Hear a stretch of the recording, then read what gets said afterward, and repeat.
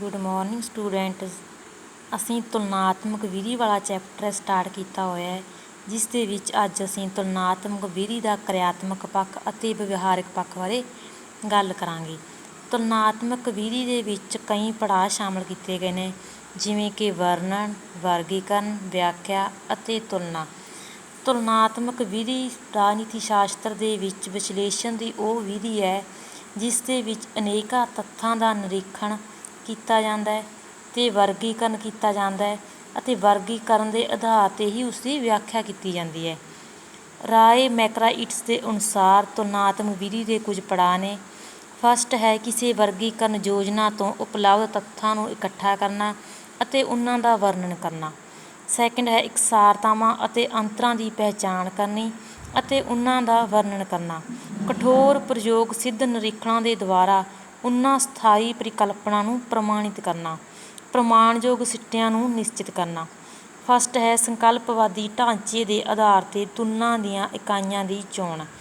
ਅਧਿਐਨ ਕਰਨ ਵਾਲਾ ਸਭ ਤੋਂ ਪਹਿਲਾਂ ਇਸਦੇ ਸੰਕਲਪਵਾਦੀ ਢਾਂਚੇ ਦੇ ਆਧਾਰ 'ਤੇ ਹੀ ਤੁਲਨਾ ਦੀਆਂ ਇਕਾਈਆਂ ਦੀ ਚੋਣ ਕਰਦਾ ਹੈ। ਇਸ ਦੇ ਵਿੱਚ ਦੋ ਗੱਲਾਂ ਮੁੱਖ ਨੇ। ਫਸਟ ਹੈ ਸੰਕਲਪਵਾਦੀ ਢਾਂਚੇ ਦੇ ਵਿੱਚ ਮੁੱਖ ਸਮਾਨਤਾ ਜ਼ਰੂਰ ਹੋਵੇ। ਭਾਵ ਕੀ ਹੈ, ਅਸੀਂ ਜਿਸ ਵੀ ਦੇਸ਼ ਦੀ ਜਿਹੜੀ ਵੀ ਵਿਸ਼ੇ ਦੀ ਗੱਲ ਕਰਦੇ ਹਾਂ ਤਾਂ ਦੂਜੇ ਦੇਸ਼ ਦੇ ਵੀ ਉਸੇ ਵਿਸ਼ੇ ਦੇ ਨਾਲ ਸੰਬੰਧਿਤ ਹੋਣੀ ਚਾਹੀਦੀ ਹੈ। ਜਿਵੇਂ ਕਿ ਅਸੀਂ ਕਿਸੇ ਦੇ ਵਿਧਾਨ ਮੰਡਲ ਦੀ ਤੁਲਨਾ ਹੈ ਜੋ ਦੂਜੇ ਦੇਸ਼ ਦੀ ਵਿਧਾਨ ਮੰਡਲ ਦੇ ਨਾਲ ਹੀ ਕਰ ਸਕਦੇ ਹਾਂ, ਨਾ ਕਿ ਨਿਆਂਪਾਲਿਕਾ ਨਾਲ। ਸੈਕਿੰਡ ਹੈ ਤੁਲਨਾ ਅਧੀਨ ਇਕਾਈਆਂ ਦੀ ਪਰਿਭਾਸ਼ਾ ਹੈ ਜੋ ਉਹ ਬਿਲਕੁਲ ਸਹੀ ਹੋਣੀ ਚਾਹੀਦੀ ਹੈ। ਉਸ ਦੇ ਸੰਬੰਧੀ ਕੋਈ ਵੀ ਵਾਦ ਵਿਵਾਦ ਨਹੀਂ ਹੋਣਾ ਚਾਹੀਦਾ। ਅਲੱਗ ਅਲੱਗ ਵਿਦਵਾਨਾਂ ਦੇ ਆਪਸੀ ਵਿਚਾਰਾਂ ਦੇ ਵਿੱਚ ਸਹਿਮਤੀ ਹੋਣੀ ਬਹੁਤ ਜ਼ਰੂਰੀ ਹੈ। ਸੈਕਿੰਡ ਪੁਆਇੰਟ ਹੈ ਵਰਗੀਕਰਨ। ਤੁਲਨਾਤਮਕ ਰਾਜਨੀਤੀ ਦੇ ਵਿੱਚ ਵਿਸ਼ੇ ਦੇ ਸੰਬੰਧੀ ਕਈ ਵਰਗੀਕਰਨ ਨੇ ਜੋ ਕੀਤੇ ਜਾਂਦੇ ਨੇ। ਤੁਲਨਾਤਮਕ ਰਾਜਨੀਤੀ ਦਾ ਅਧਿਐਨ ਕਰਨ ਵਾਲਾ ਵਰਗੀਕਰਨ ਦੇ ਸਾਧਨਾਂ ਦੇ ਦੁਆਰਾ ਜੋ ਜਟਿਲ ਤੱਥ ਨੇ ਉਹਨਾਂ ਦੇ ਸੰਬੰਧੀ ਵੀ ਸਧਾਰਨ ਜਾਂ ਨਿਸ਼ਚਿਤ ਸਿੱਟੇ ਕੱਢ ਸਕਦਾ ਹੈ। ਇਸ ਦੇ ਲਈ ਇਸਦਾ ਅਧਿਐਨ ਕਰਨ ਵਾਲਾ ਨਕਸ਼ੇ ਵਗੈਰਾ ਜਾਂ ਚਾਰਟ ਵਗੈਰਾ ਦੀ ਮਦਦ ਲੈ ਸਕਦਾ ਹੈ। ਪਰਿਕਲਪਨਾ ਦਾ ਨਿਰਮਾਣ ਅਤੇ ਪਰਿਕਲਪਨਾ ਦੀ ਪੁਸ਼ਟੀ।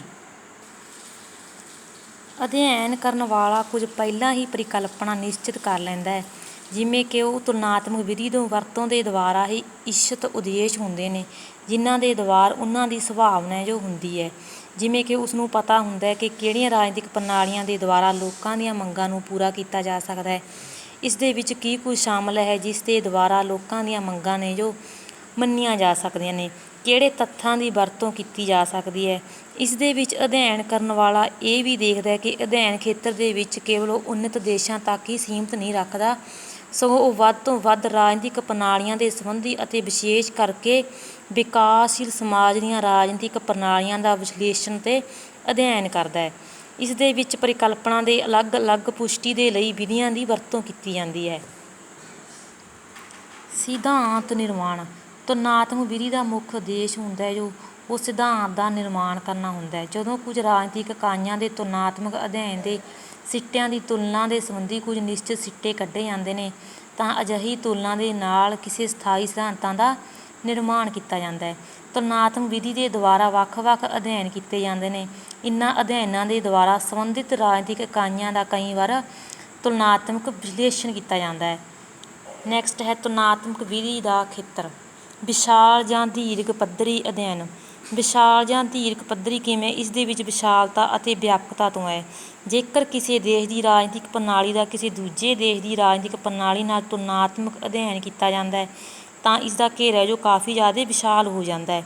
ਜੇਕਰ ਰਾਜਨੀਤਿਕ ਪ੍ਰਣਾਲੀਆਂ ਦੇ ਤੁਲਨਾਤਮਕ ਅਧਿਐਨ ਦੇ ਸੰਬੰਧੀ ਉਹਨਾਂ ਪ੍ਰਣਾਲੀਆਂ ਨਾਲ ਸੰਬੰਧਿਤ ਸੰਰਚਨਾਵਾਂ ਜਾਂ ਵਿਧਾਨ ਮੰਡਲ ਦੀ ਭੂਮਿਕਾ ਦਾ ਤੁਲਨਾਤਮਕ ਅਧਿਐਨ ਕੀਤਾ ਜਾਂਦਾ ਹੈ ਤਾਂ ਜੋ ਇਹ ਅਧਿਐਨ ਹੈ ਇਹ ਸੂਖਮ ਹੋਵੇਗਾ, ਭਾਵ ਕਿ ਇਸਦਾ ਵਿਸਥਾਰ ਹੈ ਜੋ ਛੋਟਾ ਹੋਵੇਗਾ। ਛੋਟਾ ਜਾਂ ਸੂਖਮ ਪੱਧਰੀ ਅਧਿਐਨ। ਤੁਲਨਾਤਮਕ ਵਿਧੀ ਦੇ ਅਧਿਐਨ ਦੇ ਖੇਤਰ ਦੇ ਵਿੱਚ ਜਾਂ ਤਾਂ ਇਸਦਾ ਘੇਰਾ ਜੋ ਕਾਫੀ ਜ਼ਿਆਦਾ ਵਿਸ਼ਾਲ ਹੁੰਦਾ ਹੈ ਜਾਂ ਫਿਰ ਛੋਟਾ ਹੁੰਦਾ ਹੈ। ਜਦੋਂ ਇਸ ਦੇ ਵਿੱਚ ਕਿਸੇ ਛੋਟੇ ਜਿਹੇ ਵਿਸ਼ੇ ਨੂੰ ਲਿਆ ਜਾਂਦਾ ਹੈ ਤਾਂ ਇਸਦਾ ਭਾਵ ਕੀ ਹੈ, ਉਹ ਛੋਟਾ ਜਾਂ ਸੂਖਮ ਪੱਧਰੀ ਅਧਿਐਨ ਹੁੰਦਾ ਹੈ। ਜਿਵੇਂ ਕਿ ਦੋ ਦਲੀ ਪ੍ਰਣਾਲੀ ਢੁਕਵੀਂ ਪ੍ਰਣਾਲੀ ਹੈ। ਜੇਕਰ ਆਮ ਚੋਣਾਂ ਸੰਬੰਧੀ ਲੋਕਾਂ ਦੇ ਮਤਦਾਨ ਵਿਵਹਾਰ ਨੂੰ ਪ੍ਰਭਾਵਿਤ ਕਰਨ ਵਾਲੇ ਤੱਥਾਂ ਦਾ ਅਧਿਐਨ ਕੀਤਾ ਜਾਂਦਾ ਹੈ ਤਾਂ ਜੋ ਅਧਿਐਨ ਕੀਤਾ ਜਾਂਦਾ ਹੈ ਛੋਟਾ ਹੋਵੇਗਾ। ਘੱਟ ਖੇਤਰ ਵਾਲੀਆਂ ਇਕਾਈਆਂ ਦਾ ਅਧਿਐਨ। ਤੁਲਨਾਤਮਕ ਰਾਜਨੀਤੀ ਦੇ ਅਧਿਐਨ ਦੇ ਕਰਨ ਵਾਲਾ ਇਸ ਨੂੰ ਦੋ ਸ਼ਾਸਕੀ ਪ੍ਰਣਾਲੀਆਂ ਦੀਆਂ ਸਮਾਨਤਾਵਾਂ ਅਤੇ ਅੰਤਰਾਂ ਨੂੰ ਸਪਸ਼ਟ ਕਰਨ ਦੇ ਨਾਲ ਹੀ ਸਮਾਪਤ ਨਹੀਂ ਹੋ ਜਾਂਦਾ, ਸਗੋਂ ਇਸ ਦੇ ਵਿੱਚ ਛੋਟੇ ਖੇਤਰ ਵਾਲੀਆਂ ਇਕਾਈਆਂ ਦਾ ਅਧਿਐਨ ਵੀ ਕੀਤਾ ਜਾਂਦਾ ਹੈ। ਜਦੋਂ ਤੁਲਨਾਤਮਕ ਰਾਜਨੀਤੀ ਦਾ ਅਧਿਐਨ ਕਰਨ ਵਾਲਾ ਵਿਧਾਨ ਮੰਡਲ, ਕਾਰਜਪਾਲਿਕਾ ਅਤੇ ਨਿਆਂਪਾਲਿਕਾ ਦੀਆਂ ਭੂਮਿਕਾ ਦਾ ਅਧਿਐਨ ਕਰਦਾ ਹੈ ਤਾਂ ਉਸ ਦੇ ਲਈ ਇਹ ਜ਼ਰੂਰੀ ਹੁੰਦਾ ਹੈ ਕਿ ਉਹ ਵਿਧਾਇਕਾਂ ਦਾ ਸਮਾਜਿਕ ਆਰਥਿਕ ਪਿਛੋਕੜ, ਉਹਨਾਂ ਦੇ ਦੁਆਰਾ ਨਿਭਾਈ ਗਈ ਭੂਮਿਕਾ ਜਾਂ ਵੋਟਾਂ ਦਾ ਕਾਰ ਵਿਵਹਾਰ, ਰਾਜਨੀਤਿਕ ਦਲਾਂ ਅਤੇ ਦੋ ਸੂਆਂ ਦੇ ਅਸਲੀ ਰੂਪਾਂ ਦਾ ਵੀ ਅਧਿਐਨ ਕਰਦਾ ਹੈ। ਤੁਲਨਾਤਮਕ ਵਿਧੀ ਦਾ ਅਧਿਐਨ ਕਰਨ ਵਾਲਾ ਛੋਟੇ ਖੇਤਰ ਵਾਲੀਆਂ ਇਕਾਈਆਂ ਰਾਸ਼ਟਰੀ ਰਾਜਨੀਤਿਕ ਪ੍ਰਣਾਲੀ ਦਾ ਭਾਗ ਹੁੰਦੀਆਂ ਨੇ ਅਤੇ ਉਹਨਾਂ ਦੇ ਆਧਾਰ 'ਤੇ ਹੀ ਸਮੁੱਚੀ ਰਾਜਨੀਤਿਕ ਪ੍ਰਣਾਲੀ ਦਾ ਵਿਸ਼ਲੇਸ਼ਣ ਕੀਤਾ ਜਾਂਦਾ ਹੈ। ਨੈਕਸਟ ਹੈ ਰਾਜਨੀਤਿਕ ਪ੍ਰਣਾਲੀਆਂ, ਸੰਰਚਨਾਵਾਂ, ਅਰਧ ਸੰਰਚਨਾਵਾਂ ਅਤੇ ਰਾਜਨੀਤਿਕ ਪ੍ਰਣਾਲੀ ਦੀ ਕਾਰਜਸ਼ੀਲਤਾ ਨੂੰ ਪ੍ਰਭਾਵਿਤ ਕਰਨ ਵਾਲੇ ਰਾਜਨੀਤਿਕ ਅਤੇ ਗੈਰ ਰਾਜਨੀਤਿਕ ਤੱਥਾਂ ਦਾ ਅਧਿਐਨ। ਤੁਲਨਾਤਮਕ ਰਾਜਨੀਤੀ ਦਾ ਵਿਸ਼ਾ ਜੋ ਇੰਨਾ ਜ਼ਿਆਦਾ ਵਿਸ਼ਾਲ ਹੈ ਕਿ ਇਸ ਦੇ ਵਿੱਚ ਰਾਜਨੀਤਿਕ ਪ੍ਰਣਾਲੀਆਂ ਅਤੇ ਇਸ ਦੇ ਨਾਲ ਸੰਬੰਧਿਤ ਸਾਰੇ ਤੱਥਾਂ ਦਾ, ਪੱਖਾਂ ਦਾ ਅਧਿਐਨ ਕੀਤਾ ਜਾਂਦਾ ਹੈ। ਜਿਵੇਂ ਇਹਨਾਂ ਦੇ ਵਿੱਚ ਰਾਜਨੀਤਿਕ, ਗੈਰ ਰਾਜਨੀਤਿਕ ਤੱਥ ਜਿਵੇਂ ਨਿਆਂਪਾਲਿਕਾ, ਕਾਰਜਪਾਲਿਕਾ, ਵਿਧਾਨਪਾਲਿਕਾ, ਇਹਨਾਂ ਸਾਰਿਆਂ ਦਾ ਵਰਣਨ ਕੀਤਾ ਜਾਂਦਾ ਹੈ। ਗੈਰ ਰਾਜਨੀਤਿਕ ਤੱਥ ਦੇ ਵਿੱਚ ਬੇਰੁਜ਼ਗਾਰੀ, ਗਰੀਬੀ, ਅਨਪੜ੍ਹਤਾ ਅਤੇ ਜਾਤ ਪਾਤ, ਇਹ ਸਾਰੇ ਕੀ ਨੇ? ਰਾਜਨੀਤਿਕ, ਗੈਰ ਰਾਜਨੀਤਿਕ ਤੱਥ ਨੇ ਜੋ ਕਿ ਰਾਜਨੀਤੀ ਨੂੰ ਬਹੁਤ ਵੱਡੇ ਪੱਧਰ 'ਤੇ ਪ੍ਰਭਾਵਿਤ ਕਰਦੇ ਨੇ। ਇਸੇ ਤਰ੍ਹਾਂ ਹੀ ਦੋ ਸਮੂਹ, ਹਿੱਤ ਸਮੂਹ, ਇਹ ਸਾਰੇ ਵੀ ਰਾਜਨੀਤਿਕ ਪ੍ਰਣਾਲੀ ਦੇ ਉੱਪਰ ਆਪਣਾ ਇਫੈਕਟ ਜ਼ਰੂਰ ਪਾਉਂਦੇ ਨੇ। ਤੁਲਨਾਤਮਕ ਵਿਧੀ ਦੇ ਅਧਿਐਨ ਦੇ ਖੇਤਰ ਦੇ ਵਿੱਚ ਰਾਜਨੀਤਿਕ ਪ੍ਰਣਾਲੀਆਂ, ਸੰਰਚਨਾਵਾਂ ਅਤੇ ਰਾਜਨੀਤਿਕ ਪ੍ਰਣਾਲੀ ਦੀ ਕਾਰਜਸ਼ੀਲਤਾ ਨੂੰ ਪ੍ਰਭਾਵਿਤ ਕਰਨ ਵਾਲੇ ਇਸ ਤਰ੍ਹਾਂ ਕਈ ਤੱਤਾਂ ਦਾ ਅਧਿਐਨ ਸ਼ਾਮਿਲ ਹੈ। Thank you.